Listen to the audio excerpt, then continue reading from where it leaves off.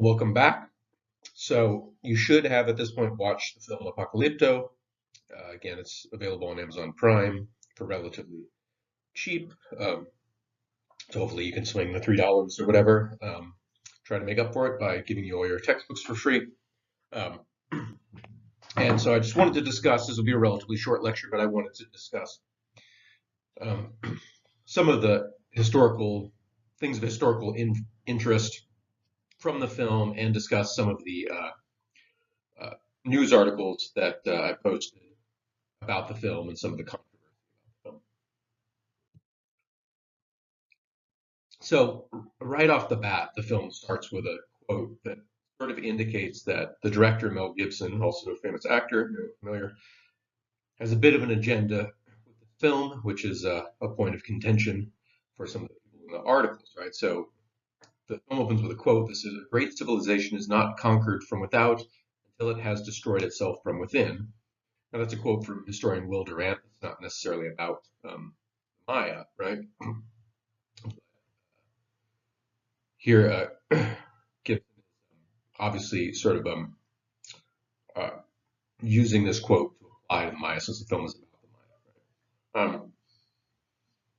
So, what's the external force here, right? Well, ultimately, Americas were conquered from without by the Spanish and the Portuguese. Europeans will be talking about those civilizations and that interaction a bit later.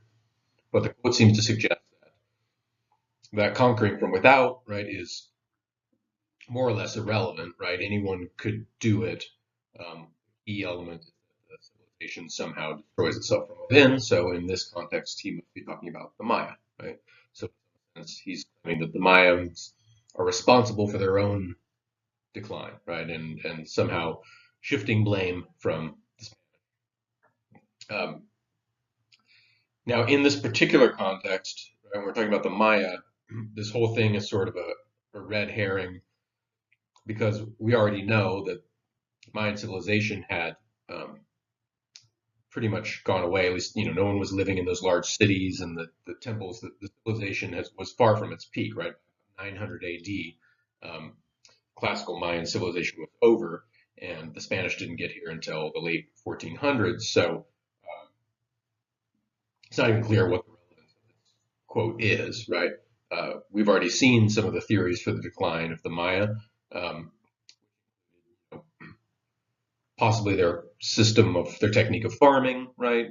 Depleted the soil, made it hard to support a large population. There was a lot of war between the city states. That might have been it. There might have been some external ecological disaster like a drought, maybe some combination of those things. But nowhere on the list was the Spanish, right?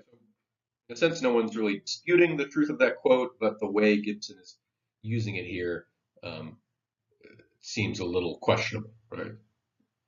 Um, because as you look at the film, there are good Mayans and sort of bad Mayans in the film, and you're going to have good guys and bad guys in film. Um, it does seem like villagers are sort of good, but then the civilized part, right, the main cities seem to be populated mostly by evil people doing mean, violent things, according to Mel Gibson here. So,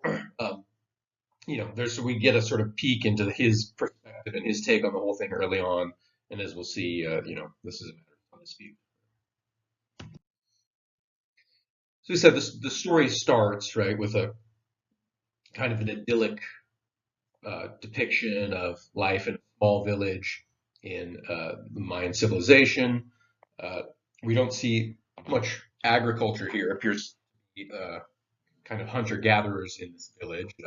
They are depicted hunting wild boar, um, which was a thing that happened. And part of the interest of this movie and why it's worth assigning is um, the aesthetics are. He does have a great deal of attention to detail, and there is an attempt to be historically accurate, right? So we see this hut with the thatched roof and the raised foundation described just as in our textbook, right? Hunting wild boar just as described in the textbook. Um, if you look at many of the images from the lecture slides and stuff, they match up quite well to some of the images, the costumes of the kings and so forth in the film. So there is some accuracy here, right? That's what makes it engaging. That's what makes it worth watching, right? If you want to get a sense of that life. But again, the large picture message is upsetting to some people.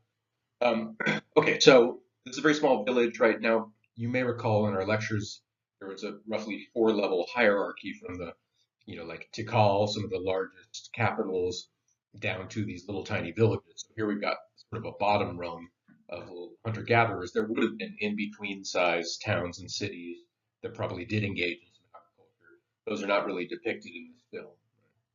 So we have here a clash between the top level of the hierarchy and the bottom when this little village is attacked by warriors from the large city state, right, the nearby city state.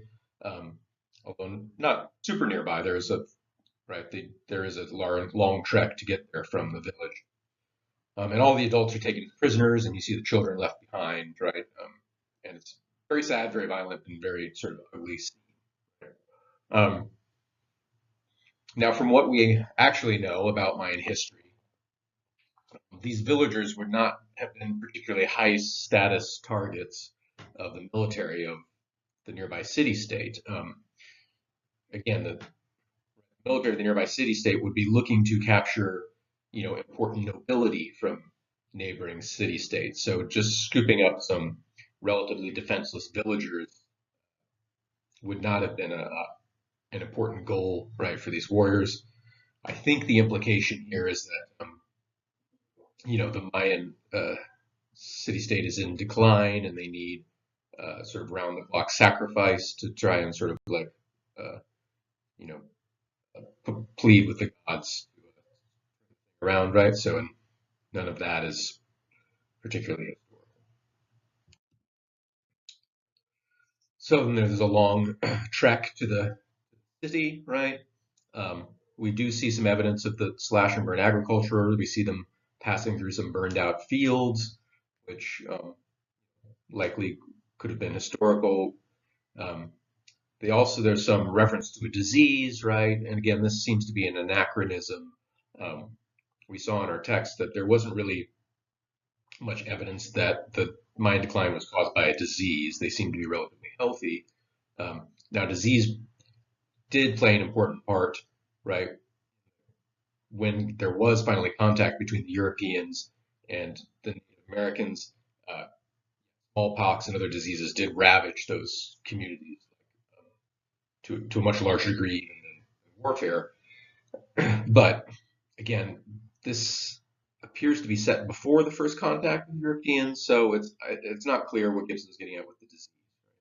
Um, Maybe it spread from other areas that had contact with Europeans. That's possible.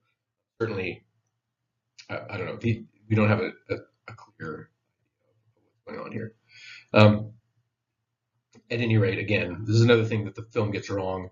By the time the Mayans had encountered the Europeans and their diseases, these large Mayan cities were long abandoned, and Mayan civilization was well past its peak. Okay, so they finally get to the city, and we see some sort of like, striking scenes. There's pits for mining limestone, all these people covered in white dust. Limestone was used for building the city, so presumably there were quarries for limestone. Um, Sort of sickly looking crops and things.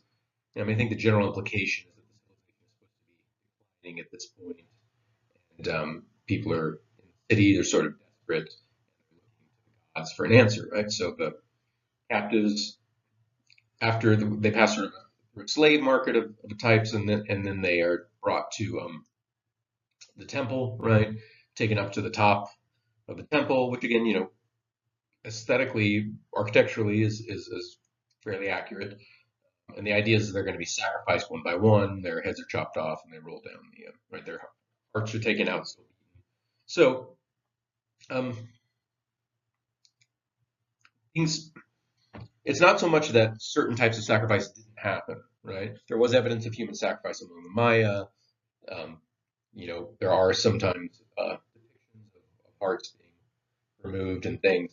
The question is how frequent it was, right? Is this sort of scene where you just have an endless line right, of captured slaves just being sacrificed one by one. Is this what went on? Most scholars say probably not, right? Sacrifice was a bit more prevalent among the Aztecs, right, which were a later civilization. Um, but anyway, in the story Gibson's telling, it seems to be that the civilization is in decline. They're appealing to the gods to help, and so they're just doing clock to try to get the gods on their side. So in the scene in the movie, right, there happens to be, just as our hero, the protagonist, is about to be sacrificed, there's an eclipse, and this is meant taken as a sign from the gods, and so the sacrifice is stopped, and instead he's taken to what looks like to be the ball court. It would have been nice to see a depiction of the Mayan ball game with the rubber ball, where you hit it with your elbows through the hoop. Unfortunately, they don't try to depict that, and instead they sort of just let him go run and start shooting at him, and so he escapes. And then the bulk of the movie after that is sort of a long chase, which is fun and compelling. Um, they're historical. I mean, we see some interesting some Mayan weaponry and things like that. So there are little clues and things of interest historically, but it's largely a chase movie from that point.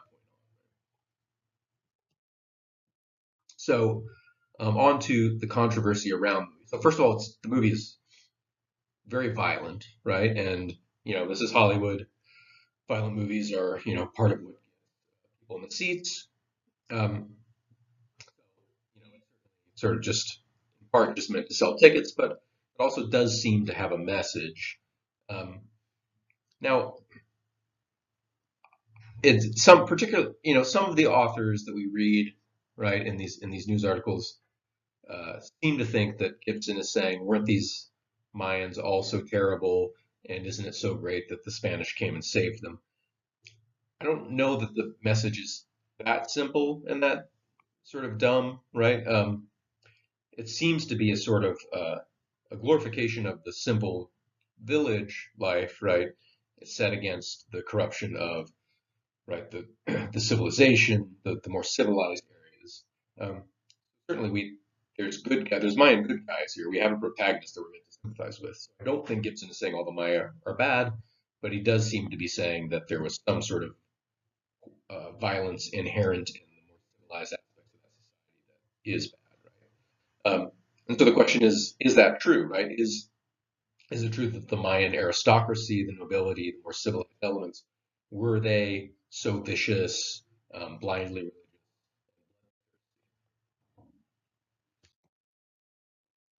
And of course, the answer is probably not. Right? The historians seem to agree that they weren't entirely peaceful, but that it's not at all clear that they were as anywhere near as violent as depicted in the film. So, despite its inaccuracies and its degree of arguable bigotry, um, I asked you to watch the film because it does attempt to absorb you into an ancient world. They really did their best to depict accurately, many aspects of Mayan culture, and there's precious few films that let us do that, to try to sort of inhabit the world of the Maya. Um, the language is a Mayan dialect, right? Clothing, the architecture is all based on, evidence, and it should look familiar to you if you've been looking at again, the slides and the photos and the texts and stuff that we've been reading.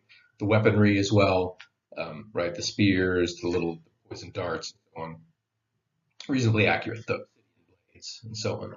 So I signed the film because, if you squint a little bit, ignore some, sometimes glaring inaccuracies, you can kind of get a sense of life in the Mayan Empire, and uh, it's worth a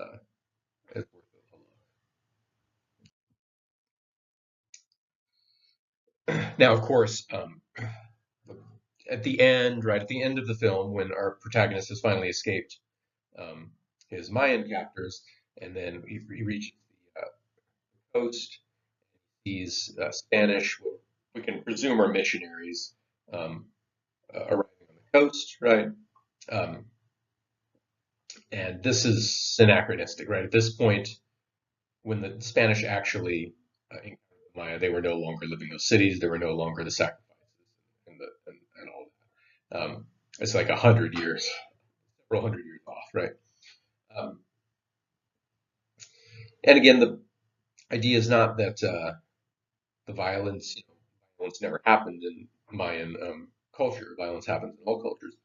It's a bit more. The complaint that the historians and some of the folks we're reading have is that sort of the relative proportions of violence to other really positive and interesting things about the Maya is sort of not very balanced. Right? So we've seen that the Maya, they were great at art, right? They're expert astronomers, right?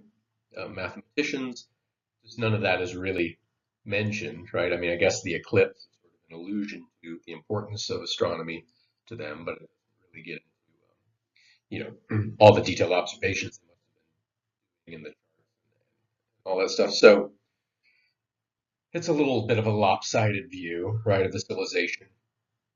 And then there's also just sort of the context of like, putting out this film when there are still my descendants of Mayan people living, right, in Guatemala and elsewhere, and they're often these days the victims of horrible violence, right? So often the native peoples, I mean, in any country, unfortunately, um, will people will try to move them off their traditional land and at under violence and so on. And this has certainly happened to Mayan people. So, when you have a film about a people that are right being persecuted, that displays them as violent and that their civilization was deserved, right, collapse. It's a sort of punching down, that's already people that's already in distress. That seems sort of unfair and unjustified, and I think that's what people are do we really need to somehow make it seem like the Spanish conquest died, right? Because the Mayans were so violent and nasty. Um, it just seems like uh, uh, an unnecessary, right, amount of sort of blaspheming people that are, already struggling, right? So that's the idea, maybe you have a different viewpoint on the film, you know, if you, again, there's no, I'm not imposing any views on anyone. If someone wants to argue in the discussion that I'm getting Gibson wrong, or these folks in these articles we're reading are getting Mel Gibson's point wrong, or maybe Mel Gibson's point is more correct than they believe. I'm open to whatever interpretations. I think uh, I believe that you can all argue any point and still be respectful of different people. I think you're all quite good at that. So yeah, I'm open to any sort of discussion of this. At any rate, that's a little bit about the film, and I will see you next week.